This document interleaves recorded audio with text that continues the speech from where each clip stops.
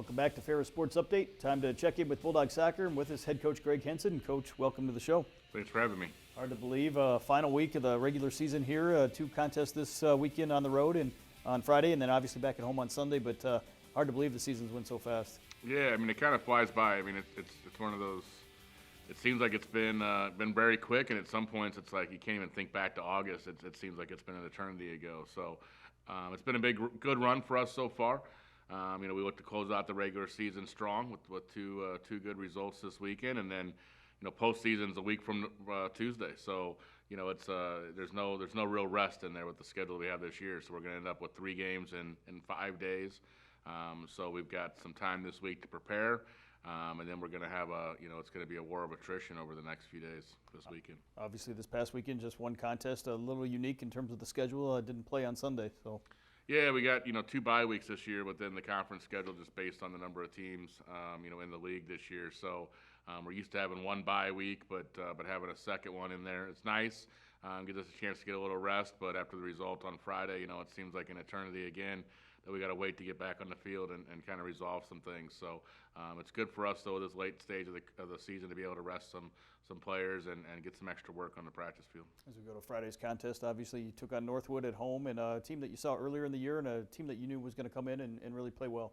Yeah, they're a good program, and they play us tough every time that we play them, and we knew they're a scrappy bunch, and we knew they were going to come in and have a good game plan, and they were very defensive-minded in what they wanted to do, and unfortunately made things really tough for us on the offensive end to get a goal, and they scored one on their own against the run of play a little bit, and unfortunately a mistake for us, defensively, gave them the opportunity to score, and they capitalized on it and saw the game out from there.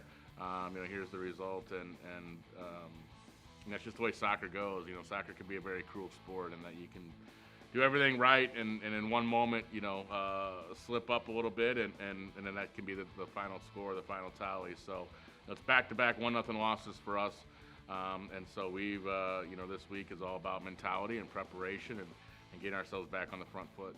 Obviously, they got that goal in the first half. Your team able to put some pressure on, though, in the second half, generated some opportunities going down the stretch. I thought we did a lot better in this game handling the deficit and looking to come back than we did Sunday when we played Tech and fell by the same scoreline. I thought against Sunday against Tech we panicked when we found ourselves behind, and we had a lot of time on the board to get the equalizer, and we wanted to keep playing and getting forward and getting numbers in the box. And their goalkeeper played well. Hats off to her. She played well. Northwood had a game plan, and they executed on it. We weren't able to find the equalizer. But the good news is we got 2 games left in the regular season before playoffs, and we get a chance to kind of right the ship. Obviously, as we see in the conditions, rainy, misty type of day. You don't like to see that weather ever, but certainly in a game like this that is important going down the stretch. It's nice to still be playing at this time of the year. Some meaningful games. Yeah, and that's the thing. And we actually spoke to, we had an ID camp yesterday with some recruits on campus, and it was a rainy, kind of miserable Sunday here in Big Rapids, and we spoke to them that yesterday as we were in the midst of it, and I said, as a fall sport, and if you want to be a collegiate soccer player, you got to love and playing in these type of conditions, because that means you're in the playoffs. And so, for our sport, we start off when everything's great, and we end in the winter. And so, we want to be playing when it's tough conditions out. That means we're still alive. We're still vying for championships. Obviously, this week you started off the week on Friday down at Davenport, a team you saw earlier in the year. What does it take to go down to Davenport and get a win?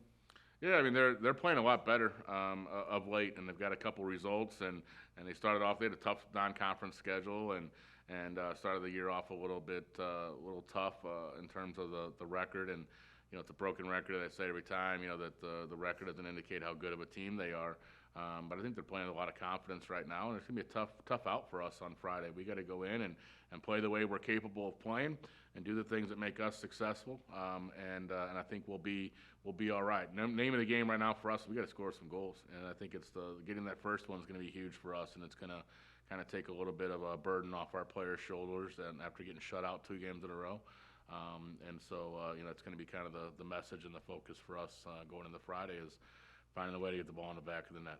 Obviously, Friday at Davenport, Sunday back at home, regular season finale against Grand Valley. Tough matchup, and then you turn right around with the GLIAC tournament coming up right on the heels of that.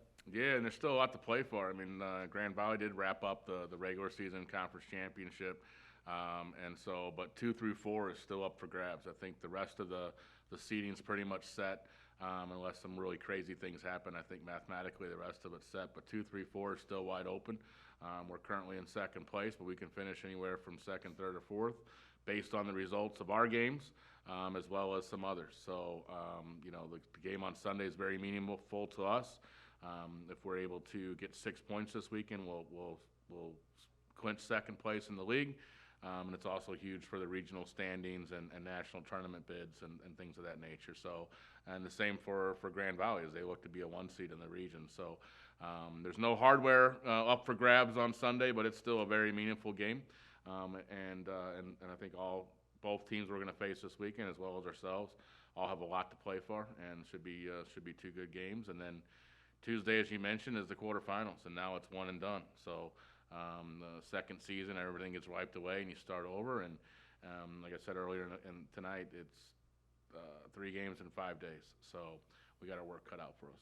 Obviously, you mentioned the regional rankings. We talked about that with football and volleyball, both in the top 8 of their respective regions. You guys were 3rd last week, and certainly nice to be in that position, knowing you have an opportunity to make the NCAA tournament here if you play well over the next couple weeks. Yeah, I mean, that's where you want to be. You know, you want to be in the top 8. Obviously, what matters really. Top 5 is what we kind of look at because of the 3 automatic qualifiers. We'll see what happens after the loss this week and where we fall or where we line up this week in the ratings. But at the end of the day, it's kind of the same with the national rankings. It doesn't really matter in terms of we got to go out and win games, and we got to take care of our business on the field.